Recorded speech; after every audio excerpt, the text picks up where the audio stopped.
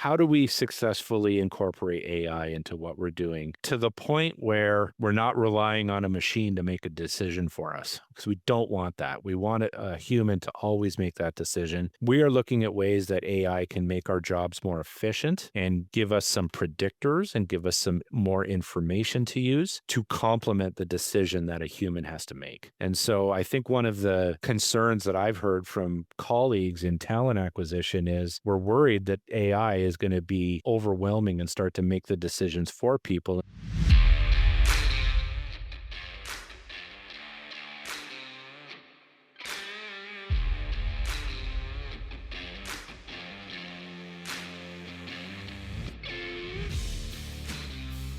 Hello, and welcome to the Talent Acquisition Leaders Podcast. I'm your host, Ryan Dull, and on this show, we interview today's industry leaders in talent acquisition to discuss challenges, best practices, and what the future holds.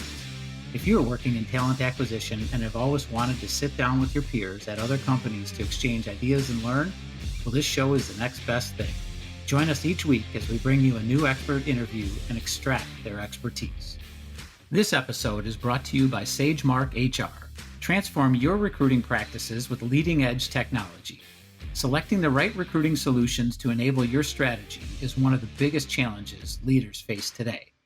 You know technology will help, but searching all the options to find out what will work best for your specific needs can be both overwhelming and time-consuming. At SageMark HR, we make selecting the right recruiting technology easy. Our proven process has helped companies such as 3M, Comcast, Stryker, Walgreens, and many more. Reach out to us at SageMark HR for a free consultation to learn how we can help you improve results with less stress and confidently change from reacting to leading. Hello, and welcome to another episode of the Talent Acquisition Leaders Podcast. I'm your host, Ryan Dull, and today I have a fun conversation with Jeff Ollinger. Jeff is the Director of Talent Acquisition for Corporate and Campus at Sun Life. Jeff, welcome to the show. Thanks very much for having me, Ryan. Great to be here. Yeah, looking forward to our conversation. Let's start out and dive into your background a little bit. Everyone in TA's got a unique story on how they got here, so let's dive into that. And how did you get started in the talent space, and what are some roles that you've held leading up to your current role? Sure. It seems like everybody in HR is an accidental HR person, which I'm no exception to that. So frankly, growing up, I was very heavily involved in athletics. I really envisioned a future as a professional athlete. And for a little while, that actually seemed a little bit possible. And when I graduated from university and realized that wasn't going to be possible, now I thought to myself, now what? I don't know what I'm going to do, because I hadn't really thought about that before. And that's when I ended up working at Enterprise Rent-A-Car, which was a terrific company to work at. Frankly, I took the job there because I needed a job, but I didn't know much about car rental. I didn't know much about running a business or anything, but quickly came to realize this was a role that offered you exposure to business development, sales, team leadership, logistics. Really enjoyed that. But as I got deeper into my career there, I became more of an HR person. So I started doing a lot more in terms of performance coaching, talent selection, talent development. And that's when I realized about 6 years into my time there that I actually liked that and I was good at it. And so that's when I started to really develop an interest in HR. And if you'd said to me the day I graduated university, you're going to go into HR, I would not have known that. When I got a number of years into my time at Enterprise, I evolved into that kind of a person and then really thought to myself, this is the space I'm supposed to be in. That led me to go to McMaster University after a few years, because the other thing that happened is my wife and I got married. We started a family and I wanted something that offered more balance in my life. And the next promotion wasn't going to take me far away from Southern Ontario, where I'm located and where I wanted to be. Ended up at McMaster University working in the business school, doing employer development. So essentially bringing employers in to hire our students, both in the commerce and the MBA programs. Loved that job. But then a leadership opportunity came up in the engineering faculty. So I went over there and managed the engineering co-op office for 3 more years. And I would say at my time at McMaster is really where my interest in student recruitment and campus recruitment really got really strong, and loved that job. Really enjoyed the impact that I got to make. Working at a university is a great place to work. There's just wonderful people there, and you get to make a really big impression on people who are going through things that I had just gone through a few years before, but I didn't know what I wanted to do after graduation. So really enjoyed that role. Opportunity came up to go to RBC and manage a national team of recruiters. That was an opportunity to go into the employer side, essentially going to the other side of the table where I was an educator before. Now I'm an employer. Loved RBC, great company. An opportunity came up to go into the tech sector from there, which is something that I had not had a lot of exposure to in the past. And so went into a tech company and learned a lot there and worked with some really smart and interesting people. And that was a program that was still developing its campus recruitment strategy. And so got to be a part of that. And then an opportunity came up to go into a credit union and focus more on the experienced hire side, which is something that I had done a little bit, but hadn't had as a primary part of my role. And so went into that and did that at credit union for a little while. Great company, loved it. Really wasn't looking for a role, but then networked with some folks at Sun Life, and this role came up that was a blend of experienced hire and the campus recruitment stuff that I really had a passion for. It was a great opportunity to come over to Sun Life. I've been here almost 2 years to the day and have loved every minute of it. It's just been a great company to be a part of. Very collaborative people with a what's next mentality, the kind of place where we're always trying to do something a little bit better, not from a position of being dissatisfied all the time, but how can we make something a little better for our employees, our business partners, our clients?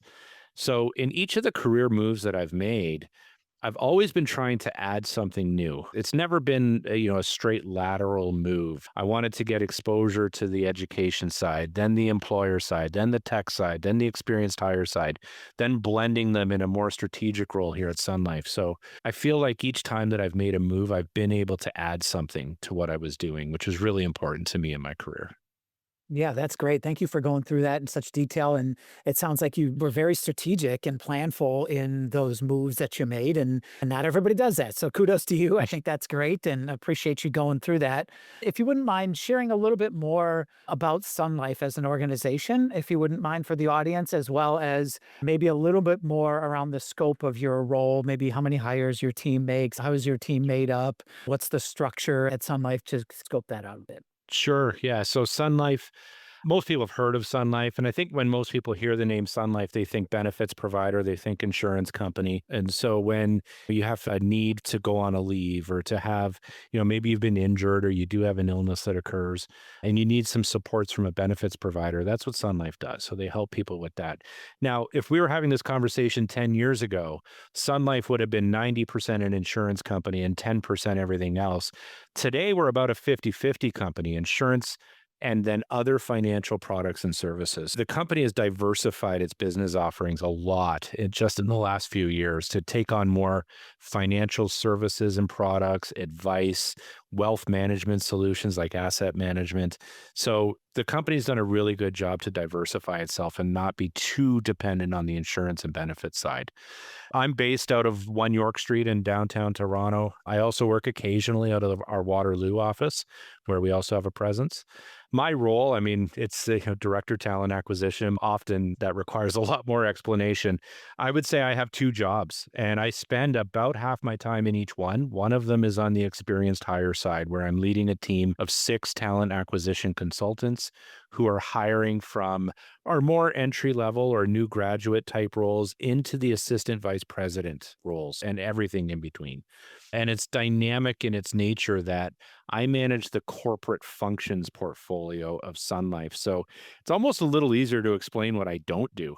My portfolio is not the technology side, it's not the operations side, and it's actually not the asset and wealth management side. It's more finance, actuarial, human resources, communications, marketing, legal.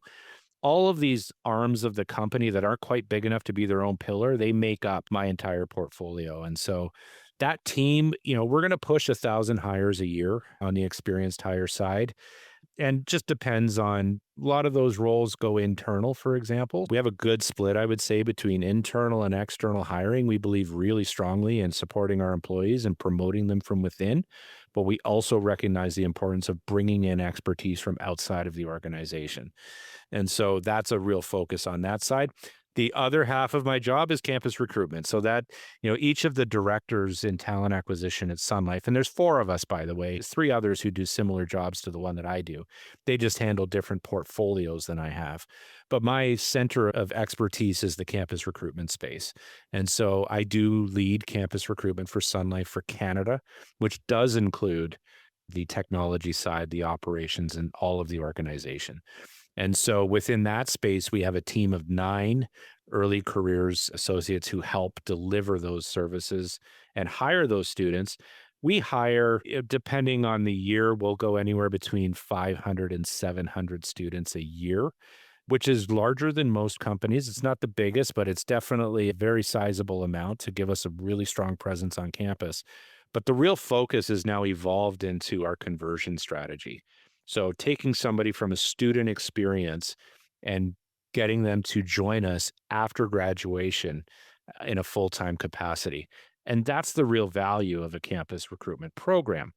A lot of people still view it as, let's give a student 4 months worth of work and we'll get some value out of them and we're being nice by hiring them. That's all well and good, but the real strategic intent of having a student come in is to give them a real experience, help them develop their skills, and try to define what it is that they might be interested in their future. So, avoiding what I went through when I was a student, had no idea what I wanted to do. Hopefully, we're giving students a bit of direction in what that might look and feel like for them. And then, from a very strategic, internally beneficial perspective at Sun Life, when we can convert them to full time, that's really great for us because now we don't have to go to market. We're also hiring somebody that we already know and we know that they like us and they do a great job. So it's a great fit. And so for the student that we hire, typically we try to hire them before they go into their graduating year. So we'd like to offer them the job. So for example, right now it's August. This is a perfect time to offer somebody that full-time job for those that are graduating in April of 2026. So for the student, all they have to do is go back to school and complete their final year. They know they've got that job offer in their back pocket and they can start with us in May of 26 or June if they want to do a little traveling or whatever that is. But it also gives us some certainty in knowing that we've got a qualified, able person that we've already evaluated coming into that role at a specific time so we can plan for it ahead of time. We're doing that better than we used to. We're still not there. We've got more that we want to do and make it more embedded throughout the organization, but we're starting to see some really nice returns from that. The great news is that the students that we do hire are overwhelmingly telling us they're getting a great experience at Sun Life and that they want to come back. And so we're getting high 90s. Even the last term, we got a 100% rating from our students to say, love it at Sun Life and want to come back. And so our job now is to help facilitate those returns.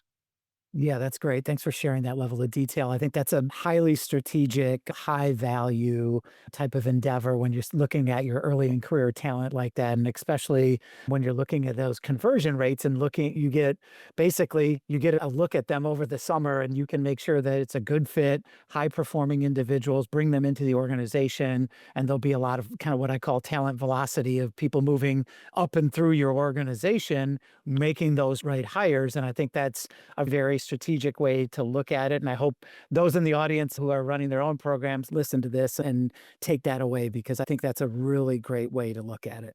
The other thing I would urge everybody to keep in mind too is not to limit their student recruitment just to the summer. The fall and the winter is equally as strategic, and there's lots of students that are looking for opportunities at that time. Now, granted, we do hire a few more in the summer than we do in the other terms, but it is relatively balanced. And so the business knows we have a consistent stream of co-op students all year long in 4-month pieces of time. And so not every student is on the same work cycles. And depending on the school they go to, the programs they're in, this can change. So it's really important to have a balanced 12-month approach to co-op hiring, because if you only stick to summer, you're going to miss out on those students that might be on those alternating schedules in the fall and the winter as well. Yeah, that's great advice. So you had mentioned that you've been there about 2 years. Obviously, you've done some work on the strategy around early in career and campus programs. Let's talk about what's maybe another initiative or accomplishment that you're particularly proud of that's occurred over the last couple of years. Sure. One of the big initiatives that we have here is we have a scholarship program. It's called the Dean Connor Inclusion Scholarship, and it's really designed to open doors for youth that may have difficulty or challenge accessing certain opportunities. And so it is focused on Black and Indigenous youth. And so we each year are hiring approximately 20 students into that scholarship program and giving them a specialized experience with professional development programming. We're also providing a scholarship to each student of $5,000, along with the work experience that we offer throughout the summer. And so we have used that program to further those initiatives, to open those doors. But we also recognize that we're trying to make that program work a little better, be a bit more effective, and even grow it. And so, one thing we're really focused on is listening to the participants of the program to say, we love these aspects of it. Maybe think about doing this a little bit differently. So, in the 2 years that I've been here, we've taken a lot of that feedback and started to incorporate it into the structure of the scholarship and the way that it works. And we're now at the point too where we're ready to recommend some bigger changes to that scholarship to open it up to potentially more students than we've been able to, which is really the goal. And so that's a huge piece of what it is that we're doing here. We also have a lot of other programs that we're a part of and that we participate in. One of the ones that everybody at Sun Life in talent acquisition is starting to get involved in is our Early Careers Accelerator, which is replacing an older rotational program after graduation. This exists for people that are new to Sun Life and that are identified as potential future leaders. And so these couple of programs, the scholarship, these are things that are really on our radar to try to continuously improve. They're already good. We think we can make them a lot better and get even better outcomes. I would say those are big areas. Like everybody else, we're trying to figure out AI. How does that work into our teams and our programs? What kinds of technologies can help us do our jobs a little more effectively or a little better? So we're always looking at those things as well. Great. Let's talk a little bit about measurement and performance. I always like to ask at Sun Life, how do you measure performance as it relates to talent acquisition? And maybe take a couple different lenses. One lens would be from an executive standpoint, what do your executives care about or what measurements are most important to them? And then internal to your team, what's important to you as you look at your team to measure and judge performance? Right. I think from an executive perspective, there's a number of things that they'll look at, but I would say the primary things, the two areas of feedback that we get. One is hiring manager satisfaction rates. Those are our business partners. So, everybody in talent acquisition, we work collaboratively with our business partners. We actually don't call our teams recruiters. They're called talent acquisition consultants for a reason. And it's because they're supposed to provide their expertise to the business, which they do, which helps us start to think about the best practices and the market conditions that we're seeing. And we can share that expertise with those business partners. So hiring manager satisfaction rate is big, new hire satisfaction rate. So when anybody joins the organization, we want that to be the best in class experience for them, right from the moment that they apply to a job to day one in seat. And so all of the touch points that occur in between. So making sure that candidates are well informed of where they stand in the process. When they are identified as a potential hire, making sure they know what to expect from an onboarding perspective so that when they get into seat on day one, they have all the technology they need to do their job effectively. And all they need to do is meet with their teams and start learning about their role and get into the organization. The other pieces that are really important are longer term development and retention rates. This confirms to us that we're hiring the right people. And so the ones who want to stay and who get developed. A couple of other areas that I do pay a bit of attention to is the acceptance rate. If our acceptance rate starts to drop too much, then that's usually an indication that we're not identifying the appropriate people for the roles we're recruiting for. So the higher that acceptance rate, the more effective our talent acquisition consultants have been in their screening and scouting efforts. We pay, I would say, some attention to time to fill, but not to the point where we're always over somebody's shoulder and saying this is taking a little too long. I'm okay with a requisition taking longer than normal as long as everybody's well informed throughout the process. The hiring manager and the talent acquisition consultant have been highly strategic and we get to the right outcome. I'd rather the business waits an extra couple of weeks or 3 weeks to find that right hire rather than just hire fast. And so that to me is the important piece. If you look at what I look at with my team, all of those things are important, but I also look at things like internal hiring rate. So, are we looking at our internal pool to see if we have people that are there that are ready for that next step, particularly at roles that are manager or director or assistant vice president? There's few things worse than an internal employee who is doing really well in their role not get considered and only see external candidates get interviewed for that role. And so we do pay attention to internal hire rates. And I think that is an important thing to strike that balance. We do find that the more senior the role, our internal hiring rates do tend to rise. And that to me is a good indication that we're also bringing in great people at the more junior levels and supporting their development to go into those roles in the future. We do pay attention to our DE&I metrics, and so we want to make sure we're achieving gender balance and we're achieving a strong representation of underrepresented ethnicities. Our numbers there are very strong, so we're really happy with that. So those are some of the traditional metrics that people would look at. I think if you were to talk to our CEO or our CHRO, they want to make sure that everybody's getting a great experience and that we are supporting and developing the people that are here. Thank you for sharing that. Now, as you look forward, so for the next 12 to 18 months, there's a lot of things going on. The market is ever changing. What are one or two initiatives that you and the team are very focused on as you look forward? Maybe key initiatives that are important to your organization? Sure. I'm going to go back to the conversion piece to the early career side to our campus recruitment.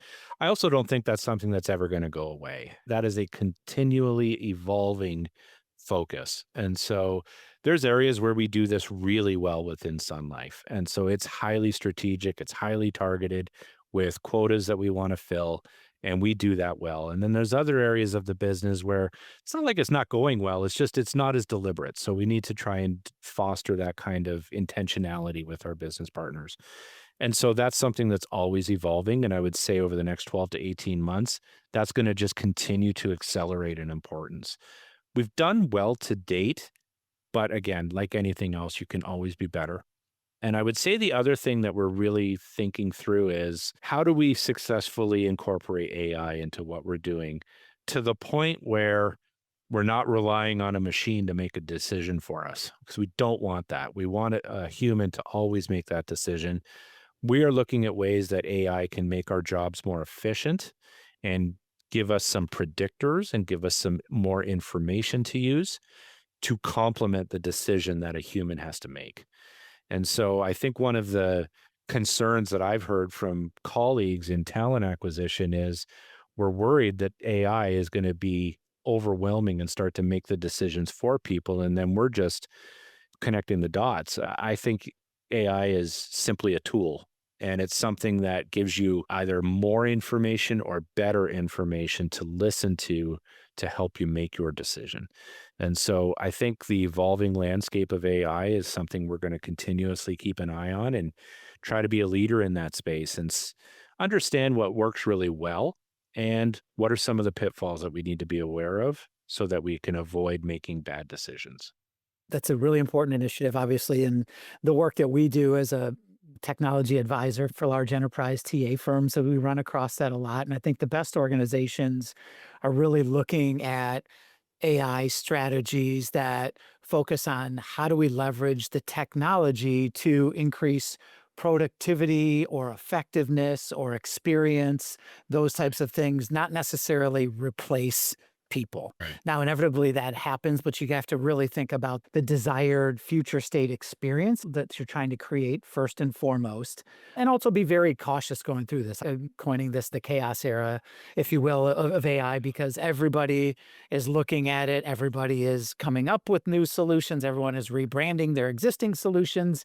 Everyone is marketing the heck out of it and spamming you and every other TA leader in the world. It's Right. very hard to Yeah. navigate and Yeah. a very chaotic, but there is a great opportunity for people to look at what is that future state vision, and then what are the right solutions designed right, integrated, and implemented that will get me to that level. And so Right. it's tough to get there, but I think there's a lot. Those that navigate this chaos area will have significant performance gains as a result of it. Well, and not that it isn't complex in other parts of an organization, but it's called human resources for a reason. It has to be human centric. And so, how do we balance that and make sure that we're using it in effective ways that keeps that focus on the human element? Yeah, that's great. Last question I have for you, Jeff, is what's some advice? I think you've shared some great advice already through the podcast. However, like what's a piece of advice that you would share for others in the audience? Never say never and never say always. I was just actually having a conversation earlier today with a student who is not sure what they want to do in their future. And I think a lot of the times people are pressured to feel like I've got it all figured out. I know exactly what this is going to look like. I know exactly how to do this stuff. And it doesn't always work out like that. So I would just say to people, be open to career paths that you might not have thought of before. Be open to new ways of doing business and to thinking about a problem, especially when it comes to the evolving technology. We've touched on AI, but there's many other areas too where you can put a piece of technology in thinking, hey, this is going to be the solution. It's going to fix my problems. But the technology is only a tool. And so, how does the human use it and how does the human benefit from it? Just be open to those things and don't rely on those things for the solutions. In terms of always saying, hey, we've always done it this way, so we're always going to keep doing it this way, companies who think that way are dead. And so you've always got to evolve and do new things. And so my advice is never say always. That's great advice. Jeff, you did an excellent job today. Thank you for sharing your journey with the TA Leaders podcast, and I really appreciate you. It was my pleasure. Thanks for the invitation. It was great to be here and I enjoyed this a lot. Thanks, Ryan. We hope you've enjoyed this episode of the Talent Acquisition Leaders podcast. If something we said today resonated with you, please subscribe, rate, and download our podcast and share the episode with your network. Ready to transform your recruiting practices with leading edge technology just like our other clients at 3M, Comcast, Stryker, and Walgreens? Then reach out at sagemarkhr.com for a free consultation.